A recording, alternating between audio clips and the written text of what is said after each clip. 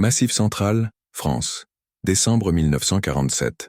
Alors que tous les autres colmataient les fissures avec de vieux chiffons et improvisaient des cheminées supplémentaires dans leurs maisons en pierre, Étienne Moreau fit le contraire. Il construisit une structure métallique sur le toit de sa propre maison. Une arche d'acier froid, récupérée dans un ancien dépôt militaire abandonné depuis la guerre, recouvre le toit comme une étrange coquille. Les voisins disaient qu'il avait honte de sa maison. D'autres pensaient qu'il était devenu fou après son service militaire. « Ça va geler là-dedans comme un rat dans une grange », a déclaré le propriétaire de l'épicerie.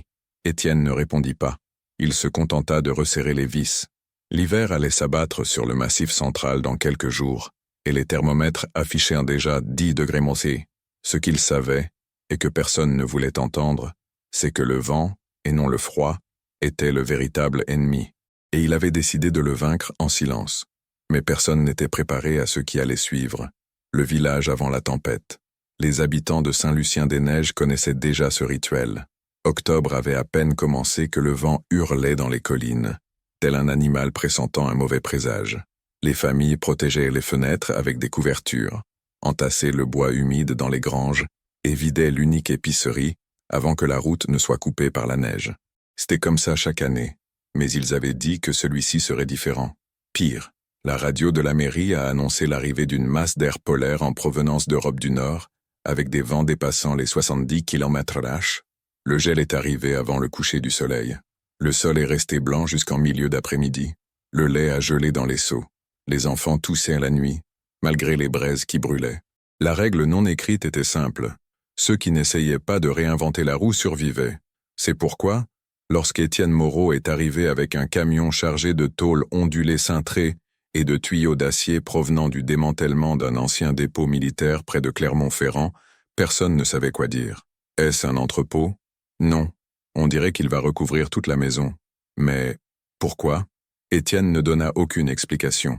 Il se contenta de décharger les pièces avec précaution, comme s'il assemblait quelque chose que lui seul pouvait voir. La nuit, les chuchotements se faisaient plus forts dans les cuisines. Voulez-vous recouvrir la maison de fer? Le froid s'y infiltrera comme un couteau. Ça va se transformer en piège à humidité. Sa pauvre femme va tomber malade. Il écouta, et il continua. L'homme et l'idée. À 38 ans, Étienne était revenu au village après 4 années passées comme ingénieur militaire à la fin de la guerre. Il travaillait en silence, calculait en silence, commettait des erreurs, et les corrigeait en silence.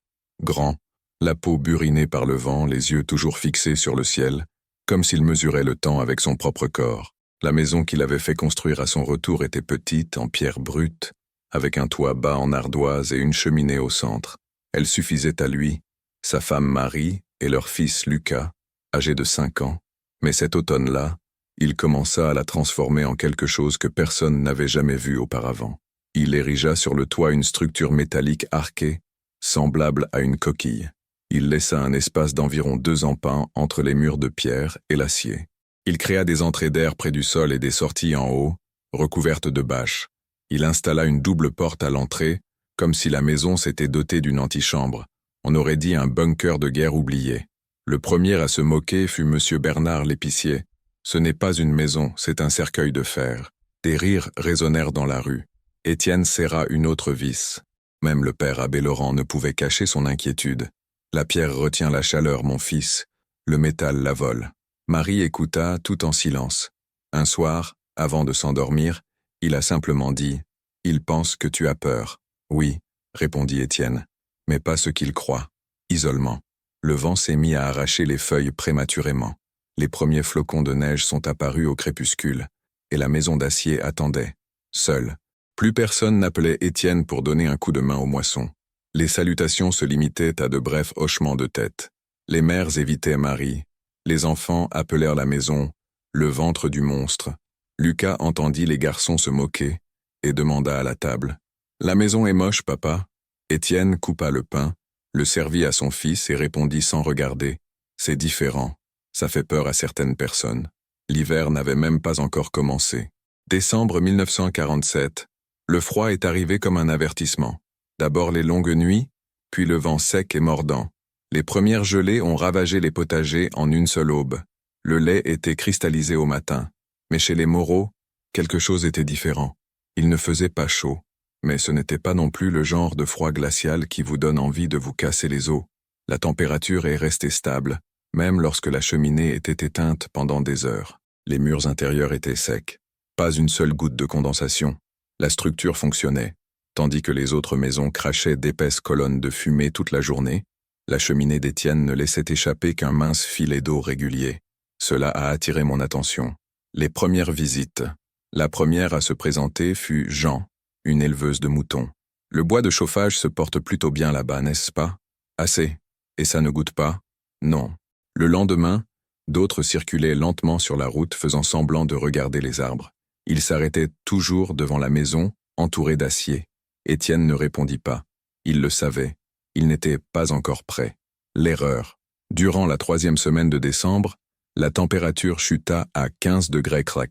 Au petit matin, Étienne entendit des craquements métalliques. Il monta à l'étage avec une lampe torche et vit de la glace se former sur l'une des grilles d'aération supérieure. Si elle se bouchait, l'humidité s'accumulerait. Il corrigea le problème en silence. Il redirigea la vapeur. Il testa le système. Ça a marché. Personne ne le savait. La nuit impossible. Le 22 décembre 1947, le ciel s'est obscurci à midi. Un front polaire historique a fait chuter les températures à 20 degrés, un phénomène que même les plus anciens habitants n'avaient pas connu. Le bois de chauffage fit défaut. La fumée remonta par les cheminées. L'humidité se transforma en glace sur les murs. Chez Étienne, le thermomètre intérieur affichait 15 degrés. C'est cette nuit-là que le drame a failli se produire. Lucas se mit à tousser. Puis vint la fièvre. Il frissonna. Marie alluma la lampe et vit le garçon brûlant de fièvre, en sueur froide, à bout de souffle. Elle regarda Étienne. Pour la première fois, son silence vacilla. Et dehors, dans le village gelé, quelqu'un frappa à la porte en acier, sans vouloir me moquer, mais demander de l'aide. Saint-Lucien-des-Neiges, décembre 1947, suite. Étienne se leva en silence. Il s'assit près de son fils. Le feu brûlait encore doucement dans la cheminée. L'intérieur de la maison restait plus chaud que partout ailleurs dans le village. Mais ce n'était pas suffisant. S'il était dans une maison normale, il aurait déjà froid, dit Marie en serrant Lucas contre sa poitrine. Étienne se contenta d'acquiescer. Son visage demeurait impassible. Ses yeux brillaient d'une lueur intense. Il connaissait le risque. Le bâtiment était fonctionnel, mais ce n'était pas un hôpital. Et le village n'avait pas de médecin.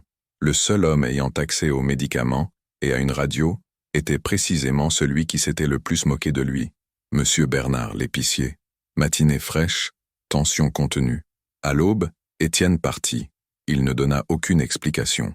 Il enfila son épais manteau, son chapeau, sella son cheval et se rendit seul sur les hauteurs du village, là où se trouvait la maison de Bernard. La porte s'ouvrit en grinçant. Le vent siffla derrière elle. Bernard était assis à table, le visage émacié par des nuits blanches, une bouteille de brandy presque vide à côté de lui. « Si vous êtes venu ici pour parler de votre confortable maison, vous pouvez rentrer chez vous, » murmura-t-elle sans lever les yeux. Étienne a simplement dit « Mon fils a une forte fièvre. J'ai besoin de pénicilline. » Silence. Bernard le fixa longuement du regard, puis il regarda vers le fond de la maison, où il conservait les médicaments rapportés par un neveu militaire après la guerre. « Vous n'êtes pas médecin, mais je sais comment l'utiliser. C'est tout ce dont j'ai besoin, rien de plus. » Bernard hésita. Ce n'était pas un moment dramatique. C'était petit, sec, définitive. Un revirement silencieux de tout ce qui avait été dit ces dernières semaines. Il a poussé la bouteille sur la table. « Prenez-le, et priez pour que ça marche. » Étienne hocha la tête. « Merci. Pas d'excuses, pas de fierté. Une simple nécessité. » Le retour. De retour à la maison, Marie avait déjà improvisé des compresses et gardait Lucas au chaud sous de légères couvertures. L'avantage d'un abri où le froid ne pénétrait pas comme un couteau. Étienne administra l'antibiotique avec la précision de quelqu'un qui l'avait déjà fait, dans l'armée, dans des abris de fortune, loin de tout hôpital. Le lendemain matin, la fièvre fluctuait encore. Mais quelque chose avait changé. Lucas ne tremblait plus. Il dormait, sa respiration plus calme. Il transpirait, certes, mais il était vivant. Marie pleurait en silence, non pas de peur mais de soulagement. Pendant ce temps, là-bas, le froid atteignait son paroxysme. Les maisons du village souffraient du gel à l'intérieur. Les cheminées résistaient à peine au vent et le bois de chauffage disparaissait 2 fois plus vite. Des familles entières dormaient ensemble, empilant les couvertures les unes sur les autres.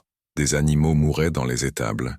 Puis, Les regards se tournèrent à nouveau vers la maison revêtue d'acier à flanc de colline, la seule à produire une fumée fine, constante, comme une voile stable au milieu d'une tempête. 24 décembre 1947. La veille de Noël, M. Bernard se présenta à cheval devant la maison d'Étienne. Il ne descendit pas de cheval. Il attendit simplement. Étienne sortit à sa rencontre. Est-ce qu'il va mieux? Essayez. Le refuge a-t-il été utile? Sans lui, nous ne serions peut-être pas en train de parler. Bernard hocha la tête. Sais-tu ce que tu as fait ici? Étienne ne répondit pas. Avant de partir, Bernard a déclaré « J'ai peut-être des tôles de rechange, provenant d'anciens silos. Je peux voir si elles sont encore utilisables. » Étienne inclina simplement la tête. Ce n'était pas la rédemption. Ce fut le début de la reconnaissance. Massif central, 28 décembre 1947. En altitude, le froid n'était plus un phénomène. Il était devenu une présence, une entité vivante, s'infiltrant par des fissures invisibles. 23 degrés à l'aube. Le bois craquait à l'intérieur des maisons. Les murs étaient couverts de condensation glacée. La nourriture gelait avant même d'atteindre le feu. À Saint-Lucien-des-Neiges, le froid a triomphé. Réaction en chaîne. Chez les Dubois, la cheminée ne fonctionna pas. La fumée remonta par le conduit. Ils s'enfuirent vers la grange, où les animaux étaient déjà morts. Chez Madame Lefebvre, le toit craqua sous le poids du gel. Elle et son petit-fils passèrent la nuit assis, leur couverture trempée. Chez Bernard, l'ironie était cruelle. Les médicaments étaient intacts, mais l'eau dans les verres était gelée. Malgré le feu qui brûlait toute la journée, la température ne dépassait jamais 5 degrés. Et puis, les visites ont commencé. Ligne silencieuse. Étienne était en train de couper du bois lorsqu'il entendit de lourds pas sur la glace. Un à un, les visages qui semblaient autrefois distants, voire hostiles, apparurent sur le sentier. D'abord, Bernard, chapeau à la main, puis Jean, le pasteur, avec sa femme et ses 2 enfants, ensuite Madame Lefebvre, seule. « Nous ne sommes pas venus ici pour demander l'asile », a déclaré Bernard. « Nous voulons simplement comprendre. » Étienne ouvrit la porte métallique. Ils traversèrent le couloir d'air immobile, et ils ont ressenti le choc. À l'intérieur de la maison, 20 degrés, air sec, silence. Marie préparait du thé, Lucas jouait par terre, pieds nus. Jean toucha le mur. Il ne fait pas chaud, mais il ne fait pas froid non plus. Elle ne perd pas de chaleur, répondit Étienne. Le point tournant, Bernard s'arrêta devant la cheminée. Combien de bois de chauffage par jour? Étienne a fait remarquer. Cette batterie dure 1 semaine. Bernard déglutit difficilement. J'en utilise 3 fois plus. Et ma maison est gelée. Silence. J'ai été un idiot. Étienne ne répondit pas. Bernard sortit de sa poche un morceau de papier froissé, un croquis sommaire de sa propre maison. Est-il possible de faire quelque chose de similaire? Étienne analyse où? Pas de métal, du bois et de la toile. Mais l'espace aérien doit être nettoyé. Personne n'a fêté ça. Tout le monde a compris. Diffusion silencieuse. Les jours suivants, 7 familles passèrent devant la maison. Certaines observèrent, d'autres demandèrent des instructions. L'une apporta de la viande, une autre des clous. Le père abbé Laurent est revenu le 31 décembre avec un carnet. Même en cas de neige, la prise d'air doit-elle rester ouverte? Essayez. Étienne expliqua sans vanité. Ce qui n'est pas devenu un projet. Le soir du Nouvel An, Marie vit Étienne avec une enveloppe, l'adresse d'une caserne militaire. Tu vas écrire? Non. Pourquoi? Je ne veux pas qu'il transforme ça en plan, ça suffit. Elle passa la main dans ses cheveux. Le geste le plus intime de l'histoire. Janvier 1948. Le froid commença à s'atténuer. Légèrement, mais suffisamment. 2 maisons laissaient déjà apparaître des abris de fortune en bois et en toile. Ils n'étaient ni jolis, ni parfaits, mais ça a fonctionné. Désormais, les visiteurs arrivaient avec des dessins dans leurs poches, et Étienne les reçut, un par un. L'héritage. En février, l'hiver s'est estompé.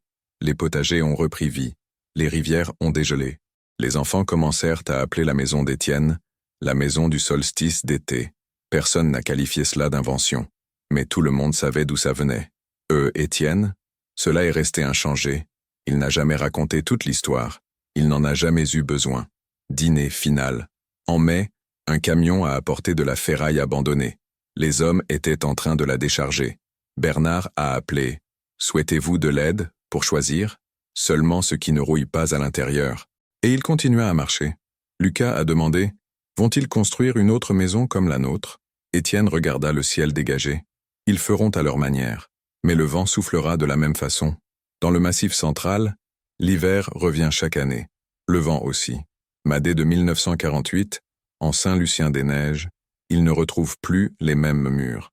Parfois, ce qui change tout un village, il ne s'agit pas de savoir qui parle le plus fort. C'est celui qui construit. Et laisser la porte entr'ouverte. Parfait. Voici une fin courte, émouvante et très convaincante, conçue précisément pour inciter à liker et s'abonner, sans rompre le rythme du récit. Elle prolonge l'impact, au lieu de l'interrompre. Et c'est peut-être là l'aspect le plus important de l'histoire. Étienne Moreau n'a vaincu l'hiver ni par la force, ni par les discours, ni par les miracles. Il a gagné en étant attentif, au vent, au silence, à ce que tous ignoraient. Alors que d'autres tentèrent de lutter contre le froid en jetant plus de bois sur le feu, il fit quelque chose de différent. Il empêcha la chaleur de s'échapper, et cela a transformé une maison, puis une famille, puis un village entier. Combien de fois dans la vie faisons-nous le contraire? Tant d'efforts gaspillés à essayer de combattre le mauvais problème. Si cette histoire vous a fait réfléchir, si à un moment donné vous avez eu froid en même temps qu'eux, ou réalisé que de petites idées peuvent changer des destins entiers, laissez un « j'aime » maintenant. Cela aide la chaîne à continuer de raconter des histoires comme celle-ci. Abonnez-vous, car chaque semaine, une histoire vraie, presque jamais racontée, mérite d'être entendue. Parce que parfois, c'est ce qui change tout. Il ne s'agit pas de savoir qui parle le plus fort. C'est lui qui construit en silence et laisse la porte ouverte à d'autres pour entrer. On se retrouve dans la prochaine vidéo.